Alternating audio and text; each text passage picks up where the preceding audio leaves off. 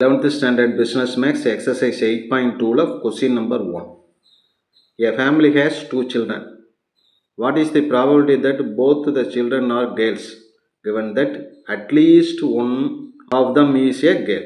இது ஒரு condition probability sum இது. ஏன்னா given that அப்படிங்கிற ஒரு வேர்டு வந்திருக்கு இல்லையா, given that அப்படிங்கிறப்ப a given b, b given a அப்படிங்கிற ஃபார்முலாவை நம்ம யூஸ் பண்ணணும். அதுக்கு முன்னாடி at least one of them is a girl. முதல்ல என்ன செய்யணும், இந்த கேர்ள் மொத்தம் எத்தனை குழந்தை இருக்காங்க, 2 சில்ட்ரன் இருக்காங்க. 2 சில்ட்ரன் இருக்கும்போது அதற்கான பாசிபிலிட்டி என்னென்ன இருக்குது அப்படிங்கிறது தான் நம்ம சாம்பிள் ஸ்பேஸ்ன்னு எழுதும். சாம்பிள் ஸ்பேஸ் ஈக்குவல் டு ரெண்டுமே பாயாக இருக்கலாம், அல்லது 1 boy 1 girl, or 1 girl 1 boy, or both are girl, இப்படி இருக்கலாம். இதுதான் மொத்தம் இருக்கக்கூடிய வாய்ப்புகள். n of s equal to 4. இதில் at least one of them is கேர்ள்னு இருக்கு இல்லையா, அதை முதல்ல எடுத்துக்கிறோம். Let A denote the event of getting at least one girl, அதை எழுதும். ஏங்கிறது என்ன டினோட் பண்ணுது அப்படின்னா at least one of them is a girl, கேர்ளாக இருக்கணும். அட்லீஸ்ட் ஒன்னாச்சும் கேர்ளாக இருக்கணும். அப்போ இதில் சாம்பிள் ஸ்பேஸில் பார்த்தோம்னா ஏஸ் ஈக்குவல் டு இதில் இருக்கிறதுல அட்லீஸ்ட்டு ஒன்றாச்சும் கேர்ள் இருக்கணும். இதில் ரெண்டுமே பாய், கேர்ளே இல்லை, அதனால் இதை விட்டுடுவோம். மீதி இருக்கிறதுலலாம் பார்த்தோம்னா ஒரு கேர்ள் இருக்குது, இதுலேயும் இருக்குது, இதுலேயும் இருக்குது, இதுலேயும் இருக்குது, அதை எடுத்துக்கிறோம்.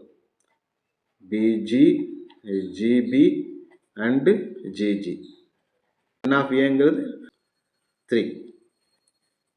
B of A is equal to n of A by n of S. n of ஏங்கிறது 3, n ஆஃப் எஸ்ங்கிறது ஆல்ரெடி கண்டுபிடிச்சி வச்சுருக்கோம் 4. 3/4ங்கிறது P of A.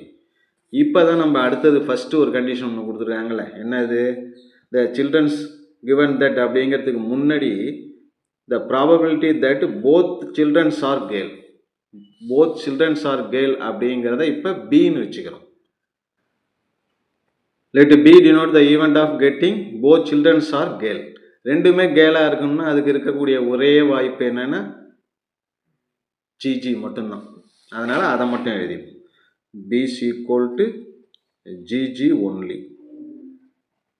n of b is equal to 1, which implies p of b is equal to n of b by n of s. n of b அப்படிங்கிறது 1, n of sங்கிறது 4. சம்மில் கண்டுபிடிச்சிருக்கோம்ல, இது அப்படியே இருக்கட்டும்.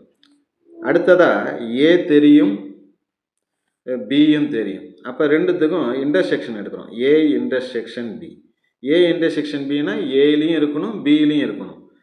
ஏலையும் இருக்கணும், பிலையும் இருக்கணும் அப்படிங்கன்னா ரெண்டுத்துலேயுமே இருக்கிறது என்னென்னா ஜிஜி மட்டும்தான் இருக்குது.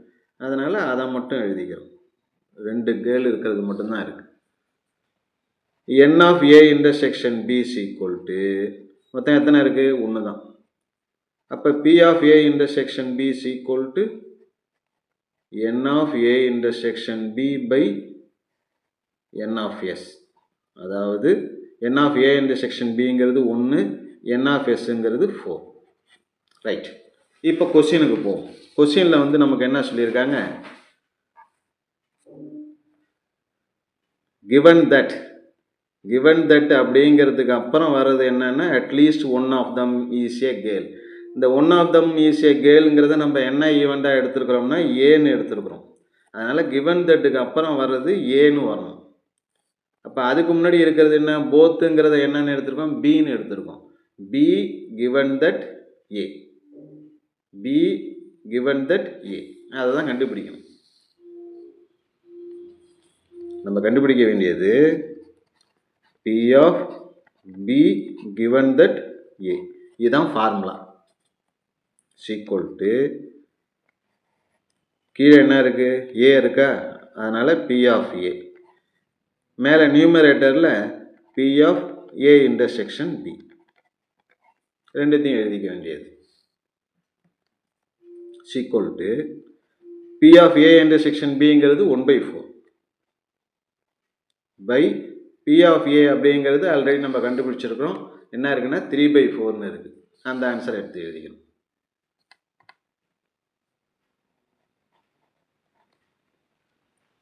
ஃபோர் ஃபோர் கேன்சல் ஆகிடும். ஃபைனல் ஆன்சர் என்ன அப்படின்னா 1/3.